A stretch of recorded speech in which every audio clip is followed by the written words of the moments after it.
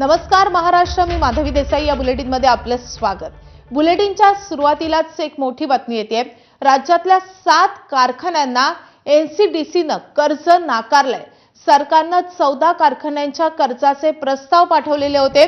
14 पैकी 7च कारखान्यांच्या कर्जांचे प्रस्ताव मंजूर करण्यात आले। नकार दिलेल्या कारखान्यात पुणे जिल्ह्यातले 3 कारखान्यांचा समावेश आहे। विशेष म्हणजे संग्राम थोपटे यांच्या कारखान्याला 467 कोटींचं कर्ज नाकारण्यात आलंय। दिवंगत अजित पवारांच्या कारखान्याचा 361 कोटींचा प्रस्तावही नाकारण्यात आलाय।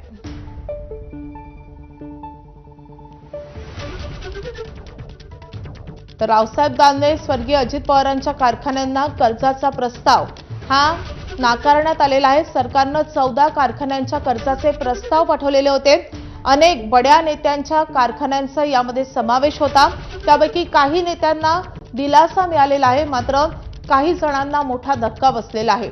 संग्राम थोपटे जे काँग्रेसमधून भाजपत गेले होते, त्यांचंही कारखान्याचं कर्ज नाकारण्यात आलेलं आहे। त्यामुळे त्यांच्यासाठी हा मोठा धक्का आहे। सोबतच अजित पवारांच्या कारखान्यांना देखील प्रस्ताव नाकारण्यात आलेला आहे।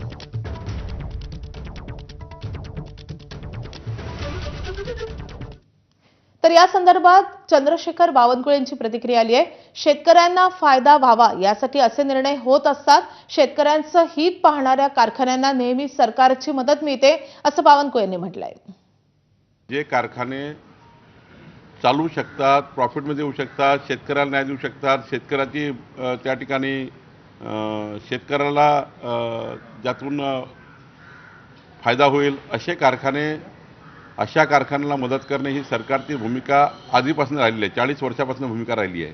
आणि कारखाने जास्ती राहिले तर मोनोपोली होत नाही, कारखाने कमी राहिले तर मोनोपोली होतं। आणि म्हणून शेतकऱ्यांना जास्तीत जास्त ऑप्शन्स राहावे, त्यामुळे मला असं वाटतं असे निर्णय घेत असतं। आणि सरकारने अनेक वेळा 40 वर्षापासून अनेक वेळा अशा कारखान्याला मदत केली, ही पहिलीच वेळ नाही आहे, अनेक वेळा अशी मदत केली आहे। तर 14 पैकी 7 कारखान्यांना एनसीडीसीनं कर्ज नाकारलेलं आहे। सरकारनं 14 कारखान्यांच्या कर्जाचे प्रस्ताव हे पाठवलेले होते। ज्या कारखान्यांचं कर्ज नाकारण्यात आलेलं आहे त्यामध्ये रावसाहेब दानवे, अजित पवार आणि संग्राम थोपटे या नेत्यांच्या कारखान्यांचा समावेश आहे।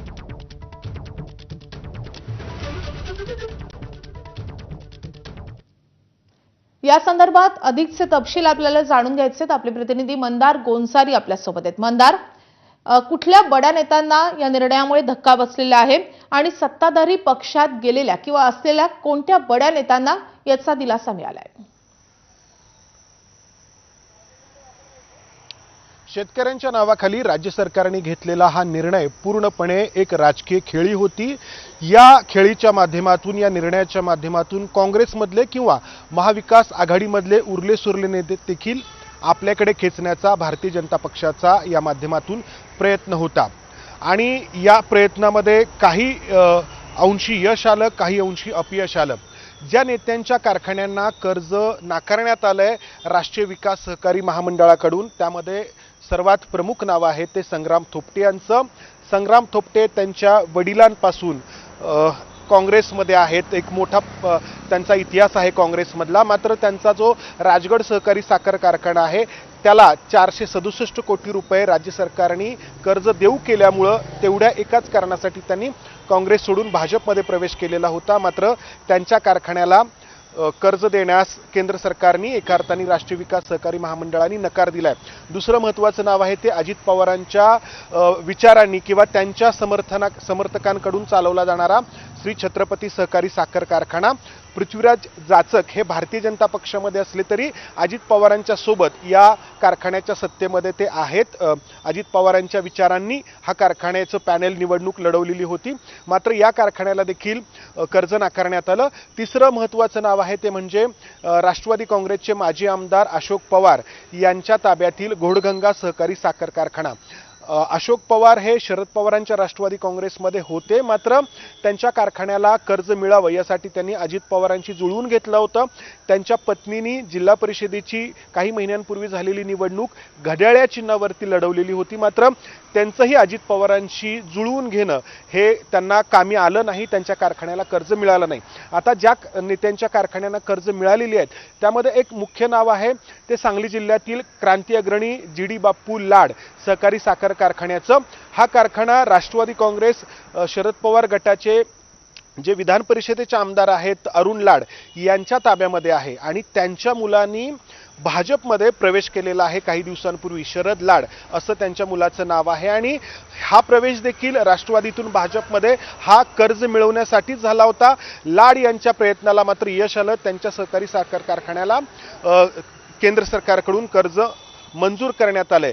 मंजूर करण्यात आलेल्या इतर नेत्यांचे कारखाने म्हणजे विनय कोरे यांचा वारणा सहकारी साखर कारखाना आहे, त्याचबरोबर जो सातारचा शिवेंद्रराजे भोसले यांचा अजिंक्य तारा सहकारी साखर कारखाना आहे. अशी ही नावं आहेत जी नावं या सहकारी साखर कारखान्याच्या माध्यमातून आपल्याला सांगता येतात. एकूण काय तर ही जी सगळी राजकीय खेळी आहे, शेकडो कोटी रुपये या कारखान्यांना कर्ज देण्याची, ती फक्त राजकीय होती. याचा फायदा चंद्रशेखर बावनकुळे यांची प्रतिक्रिया आपण आत्ताच प्रेक्षकांना दाखवली. खरंच शेतकऱ्यांना किती होतो हा संशोधनाचा विषय आहे. वर्षानुवर्ष ही कर्ज दिली गेली आहेत आणि ही कारखाने तोट्यातच येत गेलेले आहेत. त्यामुळे ही एक राजकीय खेळी होती. काही अंशी यशस्वी ठरली, काही अंशी अयशस्वी ठरली. नक्कीच माधवी, नक्कीच जसं बावनकुळे म्हणतात की शेतकऱ्यांचं हित पाहणाऱ्या कारखान्यांना नेहमी सरकार मदत करतं. खरंच हाच निकष इथे लावला गेलाय का हे पाहणं तितकंच महत्त्वाचं आहे. मंदार, धन्यवाद हे सगळं सविस्तर माहितीसाठी.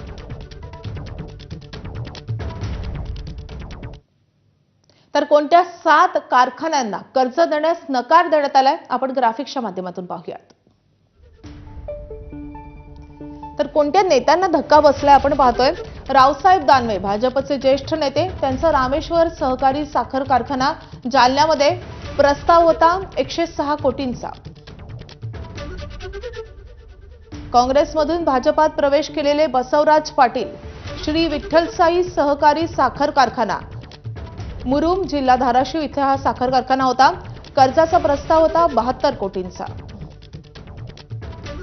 राष्ट्रवादीचे अशोक पवार, रावसाहेब दादा पवार घोडगंगा सहकारी साखर कारखाना पुण्यामध्ये आहे. प्रस्ताव होता 184 कोटीचा. धर्मराज काडादी यांचा श्री सिद्धेश्वर सहकारी साखर कारखाना सोलापुरात आहे. प्रस्ताव होता 199 कोटींचा, ज्याला नकार मिळालाय. माननीय आमदार राहुल जगताप, राष्ट्रवादी शरदचंद्र पवार गट, कर्मयोगी कुंडलिकराव जगताप पाटील कुकडी सहकारी साखर कारखाना अहिल्यानगर. प्रस्ताव होता 49 कोटी रुपयांचा. दिवंगत अजित पवार आणि कुटुंबीय यांचा श्री छत्रपती सहकारी साखर कारखाना पुण्यामध्ये आहे. प्रस्ताव होता 361 कोटी रुपयांचा. या साखर कारखान्यालाही धक्का बसलाय. तर काँग्रेसमधून भाजपात प्रवेश केलेले संग्राम थोपटे, राजगड सहकारी साखर कारखाना पुणे. प्रस्ताव होता तब्बल 467 कोटी रुपयांचा.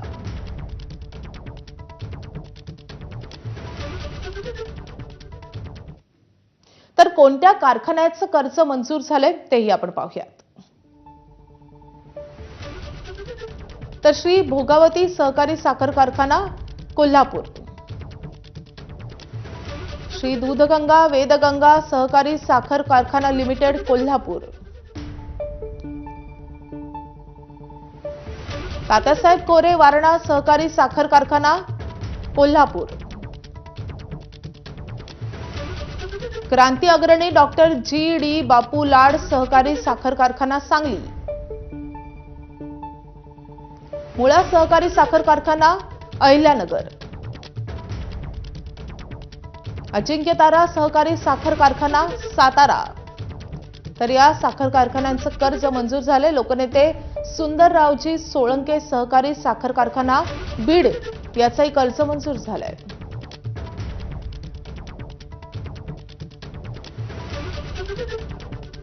तर या साखर कारखान्यांना कर्ज नाकारण्यामागची कारणं काय आपण पाहतोय. कारखान्यांचं भाग भांडवल कमी असणं, कारखान्यातील आर्थिक अनियमितता, कारखाना सलग 3 वर्षांपासून तोट्यात असणं, यापूर्वी एनसीडीसी कडून कर्ज घेऊनही सुधारणा न होणं आणि कर्ज परतफेडीचं प्रमाण कमी असणं, कारखाना भाड्याने चालवण्यास देणं यामुळेही कर्ज नाकारलं गेलंय.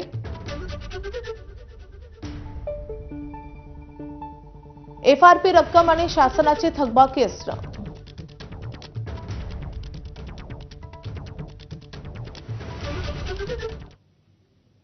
आता छत्रपती संभाजीनगरमधून एक धक्कादायक बातमी येते.